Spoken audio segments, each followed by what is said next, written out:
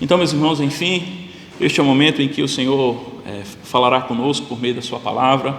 Nós estaremos adorando a Ele por meio daquilo que Ele tem a nos revelar nas Sagradas Escrituras, a palavra do Senhor, que é fonte de vida, ela que é o alicerce, o firme fundamento sobre o qual, estando alicerçados, nós jamais seremos abalados. E nesse dia nós iremos refletir acerca do texto que se encontra em Lucas, capítulo número 2, versículos do 1 ao 7. Eu convido você que está em casa a abrir a sua Bíblia e nos acompanhar na leitura desse texto. Lucas, capítulo de número 2, versículos do 1 ao 7. A palavra do Senhor nos diz: Naqueles dias foi publicado um decreto de César Augusto, convocando toda a população do império para recensear-se. O primeiro recenseamento foi feito quando Quirino era governador da Síria. Todos iam alistar-se, cada um à sua própria cidade. José também subiu da Galiléia, da cidade de Nazaré, para a Judéia, a cidade de Davi, chamada Belém, por ser ele da casa e família de Davi, a fim de alistar-se com Maria, sua esposa, que estava grávida.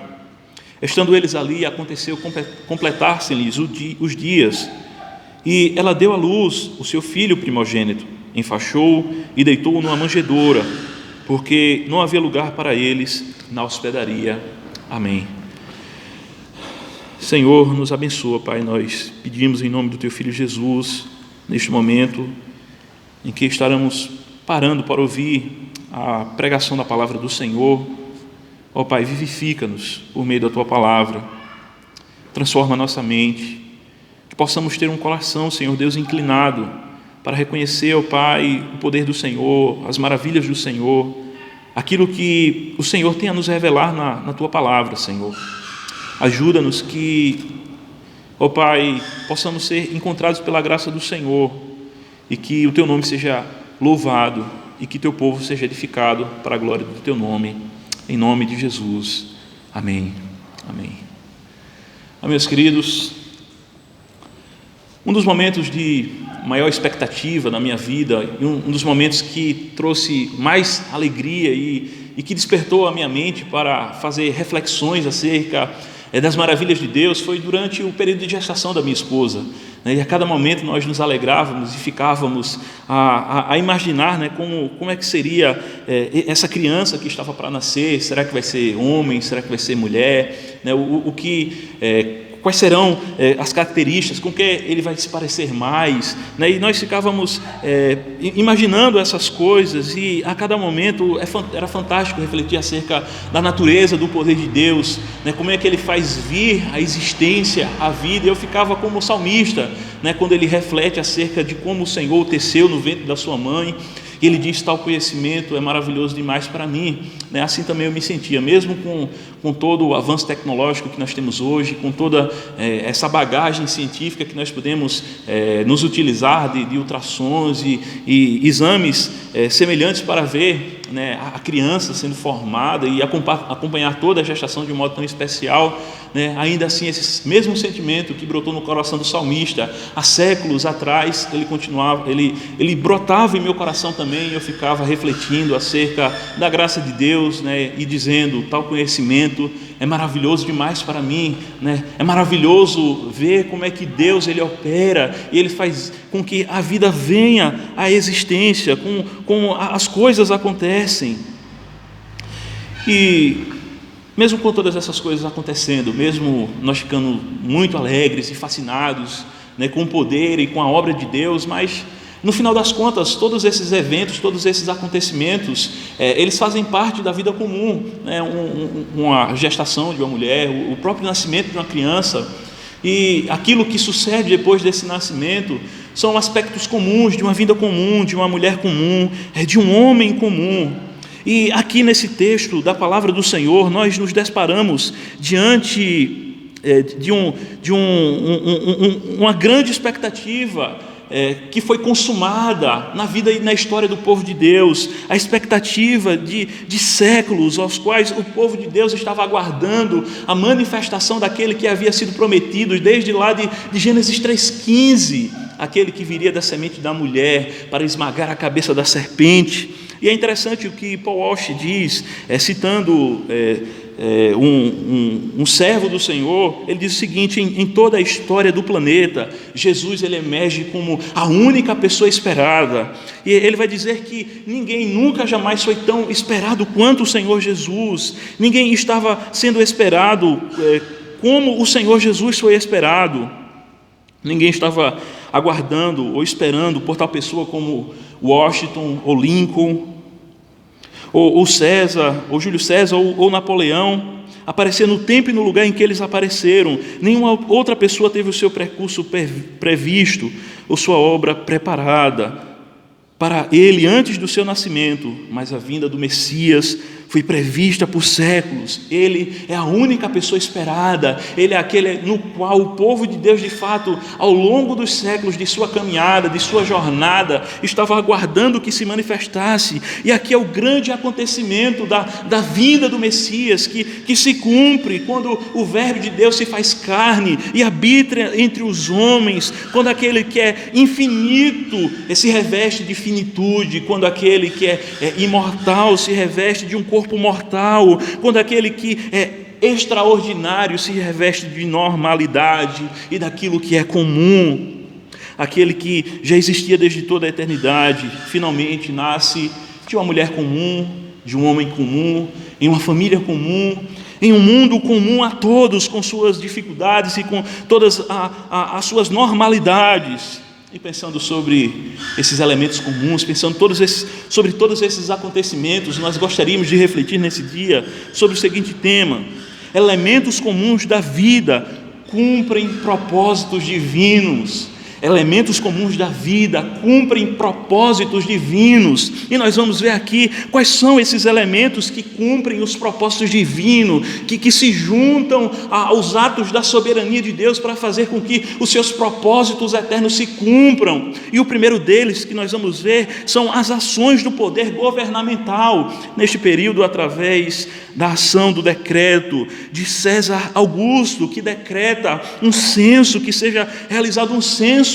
ali em meio àquele povo. E esse decreto deste homem comum, dessa nação comum, eles culminam para o cumprimento de uma profecia já estabelecida, já anunciada lá em Miqueias, capítulo 5, do versículo 2 ao 5, quando nos é dito o seguinte: e tu, Belém, Efratá, pequena demais para figurar, como grupo de milhares de Judá, de ti me sairá o que há de reinar em Israel, e cujas origens são desde os tempos antigos, desde os dias da eternidade.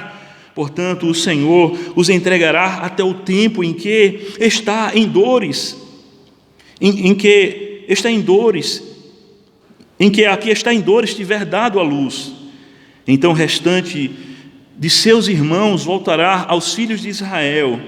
Ele se manterá firme, apacentará o povo na força do Senhor, na majestade do nome do Senhor seu Deus, e eles habitarão seguros, porque agora será ele engrandecido até os confins da terra, e ele será a nossa paz. Então nós vemos aqui que através de César Augusto, aquele homem pagão, incrédulo, na inescrutável sabedoria de Deus, ele se utiliza das ações e do decreto daquele homem para que o cumprimento da sua promessa seja feito, para que o Messias ele nasça, para que o Salvador do mundo, o Senhor Jesus Cristo, ele nasça no lugar que havia sido designado, que havia sido decretado pelo Senhor, para que ele nascesse na cidade de Belém.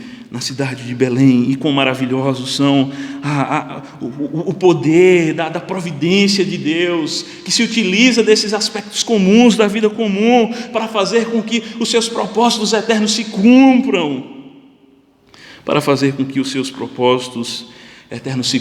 É interessante que os comentaristas, historiadores, ao refletir acerca do que está escrito nesse texto, eles vão trazer informações que são importantes. Eles dizem que esse decreto que havia sido emitido por César Augusto era um decreto que já há muito havia sido emitido, e que o governador Herodes estava adiando por conta do temor do povo, que o povo eles temiam que fossem feitos recenseamentos, que fossem feita a contagem do povo, justamente por conta daquele episódio lá do Antigo Testamento, quando Davi, ele por ter uma intenção incorreta no seu coração ao numerar os filhos de Israel, é trazido um juízo de Deus sobre o povo, e ali muitas pessoas morrem. Então o povo tinha medo de recenseamentos, e por isso Herodes estava adiando já por muito tempo o cumprimento desse decreto. Mas César Augusto era um homem sistemático, e um decreto, quando ele é emitido, ele tem que ser cumprido, não importa o que aconteça. Então, depois de muito tempo, o César Augusto começa a pressionar Herodes, e muito mais tendo em vista que a relação governamental entre eles já não estava, já não era mais uma relação pacífica.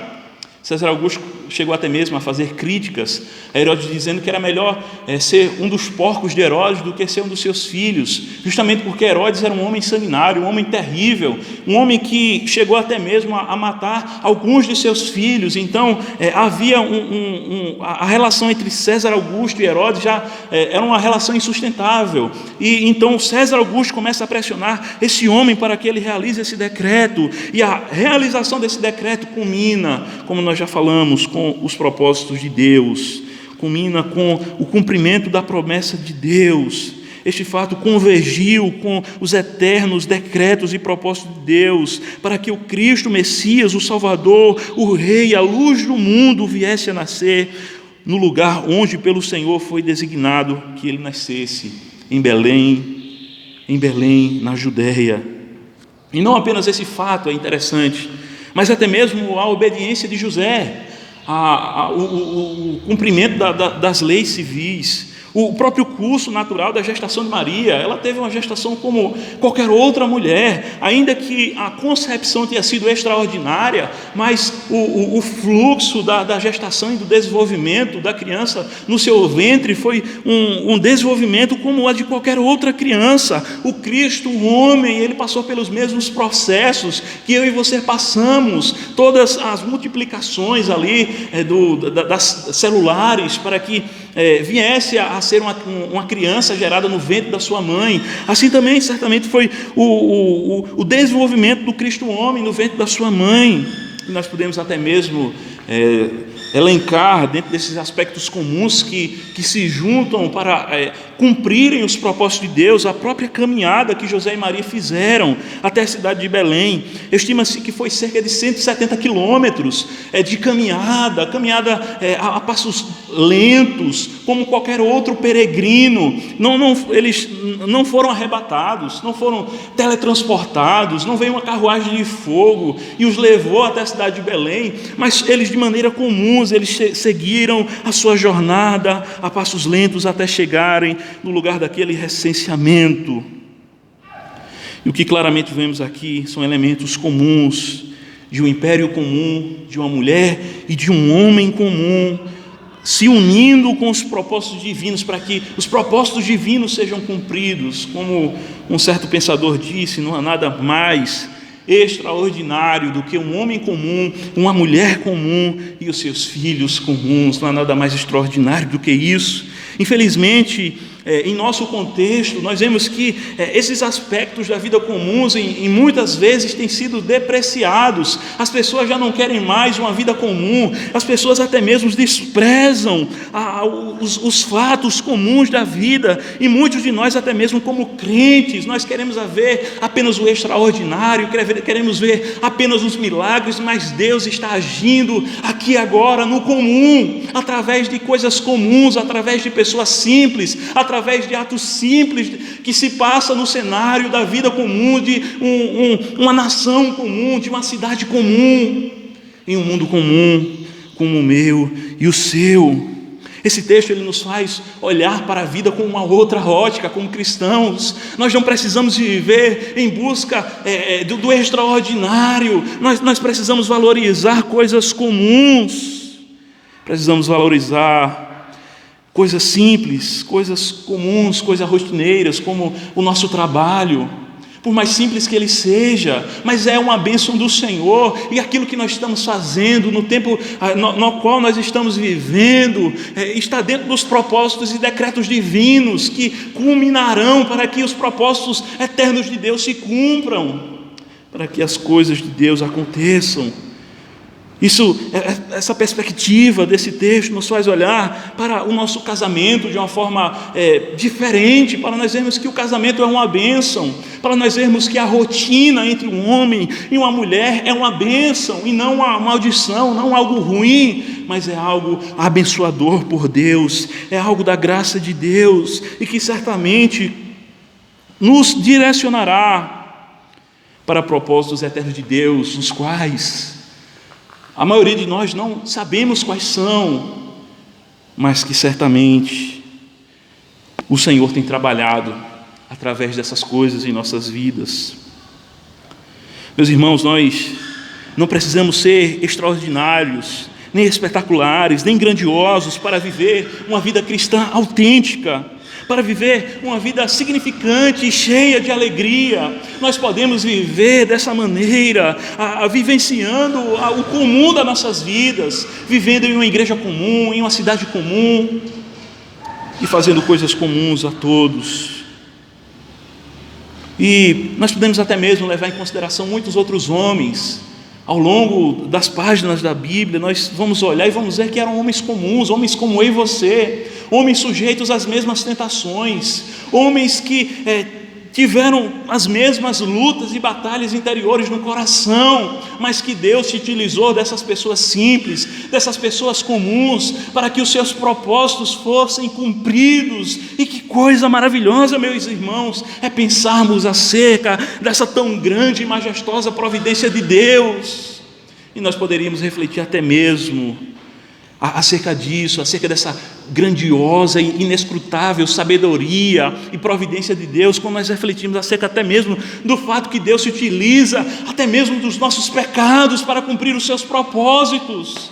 Que coisa maravilhosa, meus irmãos! De fato é algo que pode chocar as nossas mentes, mas que é uma verdade, ainda que nós não sejamos inocentados em si mesmos por conta de pecados nossos, mas Deus se utiliza muitas vezes até mesmo dos nossos fracassos para fazer com que os seus propósitos eternos se cumpram, e a Ele seja dada toda a glória, todo o louvor, toda a exaltação pela a majestade da sua providência, por aquilo que Ele realiza em nossas vidas, por tudo aquilo que Ele faz acontecer, se utilizando de coisas comuns na minha e na sua vida.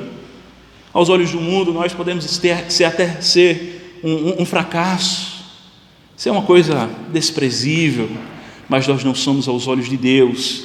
O Senhor está se utilizando da minha e da sua vida e de todas as coisas que acontecem nesse mundo para que os seus propósitos eternos se cumpram. O corriqueiro, o comum, certamente é uma das palavras mais solitárias do nosso vocabulário. Hoje em dia, quem quer ser uma pessoa simples, um pastor simples, de uma cidade simples, de um emprego simples e comum? Mas a palavra do Senhor mesmo nos diz: não ambicioneis coisas grandes. É isso que está escrito lá em Romanos 12, versículo 16. E como essa mensagem tem passado despercebida aos ouvidos da igreja nos últimos dias, a igreja que, de um modo geral, a igreja brasileira tem sido maciçamente influenciada pela mensagem da autoajuda, pela mensagem dos coaches que embutem na mente dos crentes para que eles, mensagens como que desperte o gigante que há dentro de você. Mas nós precisamos, na verdade, valorizar as coisas simples da nossa vida, o comum. Muitas vezes as pessoas justificam as fugas das coisas comuns da vida tentando justificar através da sua busca do sonho real, do seu grande sonho, das grandes utopias que alimentam em seu coração. Às vezes ir atrás de nossos sonhos pode ser mais difícil do que sermos aquilo que somos, onde Deus nos colocou, com os dons que Ele nos deu. A vida de muitos tem girado em torno dos grandes acontecimentos, mas nós precisamos valorizar as coisas simples, as coisas comuns. Nós precisamos até mesmo ter prazer nessas coisas, sentir alegria em fazer parte dessa grande história que Deus tem escrevido, que Ele tem determinado, na verdade. Nós precisamos ter alegria. ao participarmos de atividades comuns da nossa vida. E não importa o que a gente tenha feito, como nós já dissemos, não importa aquilo em que você está engajado, Deus, Ele pode ser, e Ele está sendo glorificado através daquilo que você tem feito, no lugar onde você tem feito. Deus tem sido glorificado através de pessoas simples, através de pessoas comuns, através de empregos simples. Deus é glorificado através de um trabalhador que trabalha com reciclagem. O mundo tem sido abençoado com isso, a natureza tem sido preservada. Deus ele é glorificado através de um trabalho que é feito e bem feito pelo um gari, pelo auxiliar de produção, pelo vendedor de uma loja quando atende bem os seus clientes, pelo um motorista de Uber, de táxi, ou seja, qual for a categoria que ele está trabalhando como motorista, ou como qualquer outro servidor público. Deus é glorificado através daquilo que nós fazemos, das coisas comuns dessa vida. E quando nós não valorizamos essas coisas comuns, simples, tenha a mais pura certeza de que nós estamos incorrendo no perigo de alimentarmos um ídolo da grandeza do nosso coração, o ídolo da ambição por coisas grandiosas. E isso vale até mesmo para aqueles que estão no ministério, aqueles que estão em ministérios relativos à igreja. Nós não fomos chamados para sermos grandes, mas nós somos chamados para sermos fiéis ao Senhor. Nós somos chamados para ser agradáveis a Ele, para glorificarmos a Ele, para tudo aquilo que façamos seja para a glória do Seu nome. E nessa perspectiva, um pastor e um pregador não é mais importante do que aquele irmão que vem para a igreja fazer a zeladoria da igreja. Todos nós fazemos parte de um corpo que cresce para a glória de Deus. Não importa se você não vem aqui à frente e não sabe pregar, não importa se você até mesmo, talvez nunca até mesmo tenha tido coragem de fazer uma oração pública, a sua vida, ela é importante para Deus, e Deus é glorificado através da sua vida, e o comum, essa pessoa comum que você contribuirá para que os propósitos eternos de Deus se cumpram. Que maravilha, meus irmãos! Que maravilha, de fato nós ficamos muito felizes com isso, porque isso é uma mensagem esquecida, isso é uma mensagem que está banalizada, as pessoas já não ouvem-se mais esses tipos de pregações nos púlpitos, valorizando aspectos comuns da vida e valorizando a atividade divina que trabalha principalmente através de elementos comuns.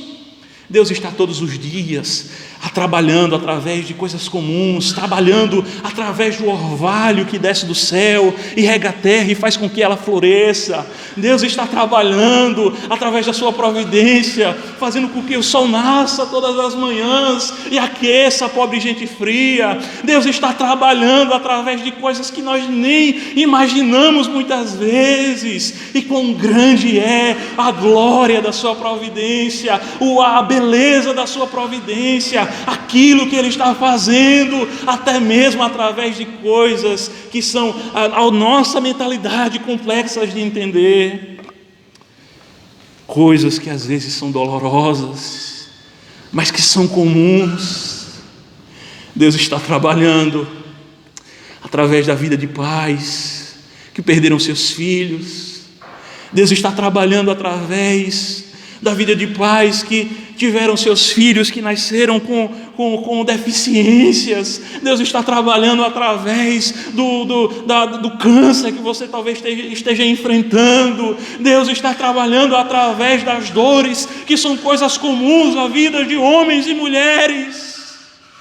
E Ele está sendo exaltado, glorificado. E se nós abrirmos os nossos olhos para ver essa grande orquestra que Deus tem regido nesse mundo comum, nós vamos ficar maravilhados e nós vamos agradecer a Deus, dizendo: Senhor, obrigado pela aflição, obrigado pelas dores, obrigado pelas coisas comuns dessa vida, obrigado porque eu não tenho um carro, obrigado porque eu ando de ônibus, Obrigado porque eu trabalho num emprego simples. Obrigado porque eu sou um homem comum, um homem simples, um homem como qualquer outro. Obrigado, Senhor. Obrigado porque eu sou um pastor simples, impopular, um homem simples, de uma igreja simples, em uma comunidade simples. Mas o teu nome tem sido glorificado na minha vida. O Senhor tem sido glorificado na minha família.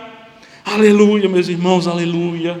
Valorize as coisas pequenas, minuciosas, simples da sua vida. Valorize e viva para a glória de Deus. Viva para o louvor daquele que nos chama para o louvor da sua glória. Viva com alegria, com contentamento, com paz, com prazer. Viva exultante, viva saltitante de alegria na presença do Senhor. É por isso que o profeta Abacuque diz que o Senhor faz os meus pés como os das corças, Ele me faz andar altaneiramente, ainda que a figueira não floresça, ainda que a videira não dê o seu fruto, mesmo que não haja alimentos no campo, eu me alegrarei em Ti. Alegre-se no Senhor, alegre-se em Deus pelas obras da sua providência, alegre-se em Deus pela sua vida comum, alegre-se em Deus por tudo aquilo que Ele tem feito.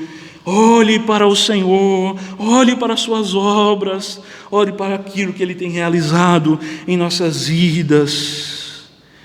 Todo mundo quer revolução, mas ninguém quer lavar a louça hoje em dia. Todo mundo quer o extraordinário, todo mundo quer o complexo, todo mundo quer o grande sonho, mas ninguém quer acordar logo cedo de manhã e dar um bom dia para quem está do seu lado. Ninguém quer acordar logo cedo de manhã e acordar com disposição para a bênção do trabalho. Oh, aleluia, Senhor, obrigado pelo trabalho. Quão raro é uma pessoa acordar dessa forma. Muitas vezes acorda na murmuração, chega segunda-feira e, meu Deus do céu, eu tenho que ir para esse trabalho de novo, e acorda já de mau humor. Meu irmão, acorde com alegria. Deus tem te dado trabalho. Quantas pessoas estão querendo trabalho? Alegre-se com a sua vida comum, glorifique o nome do Senhor, exalte ao Senhor por aquilo que Ele tem feito em sua vida, por tudo aquilo que Ele tem produzido através de aspectos comuns da sua vida. Olhe para a vida de Jesus, veja como Ele nasceu. Ele nasceu em um estábulo, Ele nasceu em uma manjedoura, não foi em um palácio, não foi um berço de ouro, mas foi colocado em um lugar que era destinado para a alimentação de animais. Mas em tudo isso há um peso da manifestação da providência de Deus, fazendo com que se cumpram os seus propósitos eternos, e aquilo que a sua mente, a mente gloriosa do Senhor, determinou, maquinou antes dos séculos, antes que o mundo viesse a existir. Deus estava trabalhando e pensando todas essas coisas e determinando a história dos homens. Por certo, quando Jesus crescesse, Ele ia ser varão de dores, ia ser um homem como eu e você, sujeito a dores e sofrimentos, sujeito a agonias, e até mesmo as agonias indescritíveis que são reveladas na cruz do Calvário, quando Ele é crucificado, quando Ele é condenado à morte e à morte de cruz. Mas até mesmo o fato em si da sua morte na cruz do Calvário era um ato comum em meio àquele império. Condenaram homens à cruz. O fato extraordinário ali compreende-se na natureza do Cristo, que é Deus, aquele que é um homem, mas que é Deus em sua natureza, está sendo morto ali. Mas a crucificação em si era algo comum no império, naquele período da história. E é interessante o que nos é dito na palavra do Senhor, lá em 2 Coríntios 8:9, pois conheceis a graça do nosso Senhor Jesus Cristo, que sendo rico, se fez pobre por amor de vós, para que pela sua pobreza nos tornássemos ricos. Que glória, meus irmãos, que glória! Aquele que não poupou seu próprio Filho, antes por todos nós o entregou, como porventura não nos dará graciosamente com Ele todas as coisas. Bendito seja o nome do Senhor.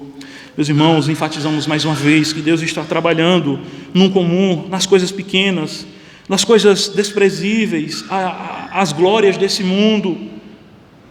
Deus está continuamente trabalhando, Ele não está ausente das nossas atividades. Deus não está ausente da sua atividade como mulher no seu lar, não está ausente das suas atividades cotidianas do lar, da criação dos seus filhos, da rotina de manter a casa limpa e coisas desse tipo, minha irmã. Deus não está ausente de você como pai, na orientação dos seus filhos. Deus está presente em meio a todas estas coisas. Deus está presente em nossas vidas. Muitas vezes nós esperamos que Deus cumpra os seus propósitos tão somente através de coisas extraordinárias, através de coisas magníficas, mas o magnífico de Deus já está acontecendo. O magnífico e o glorioso de Deus já está acontecendo através das nossas vidas comuns. O surpreendente e o extraordinário já está acontecendo. Deus está se utilizando dos meios comuns, dos meios ordinários, para que o seu nome seja glorificado, seja exaltado, seja glorificado.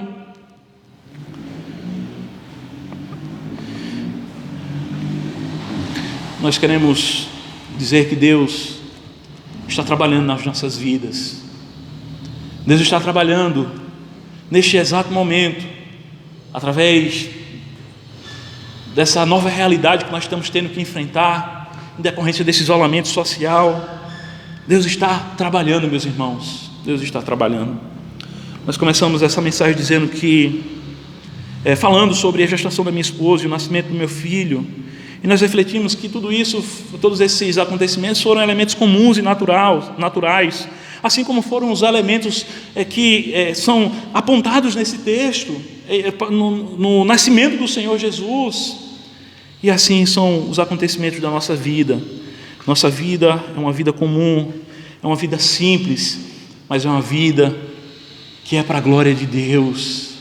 Viva para a glória de Deus, viva para o louvor do Senhor, viva para aquele que diz: quer comais ou bebais, ou façais qualquer outra coisa, faça tudo para a glória de Deus. Seja um médico comum que trabalha para a glória de Deus em meio a essa pandemia. Seja um enfermeiro comum que trabalha para a glória de Deus em meio a essa pandemia. Seja um governante comum, como muitos outros, mas que que está sendo utilizado para a glória de Deus. Seja um crente comum, um pastor comum, um servo comum, em uma cidade comum, uma família comum. Viva para a glória de Deus. E nós temos a absoluta certeza que, quer nós tenhamos essas coisas em mente ou não, Deus continuará trabalhando através da minha e da sua vida. Que o Senhor nos abençoe, em nome de Jesus. Pai, obrigado, Senhor, pela Tua palavra. Obrigado, Senhor. Ela é fonte de vida, Senhor. Não cesse de nos alimentar com ela, em nome de Jesus. Em nome de Jesus, amém. Amém. Amém, que o Senhor nos abençoe, em nome de Jesus.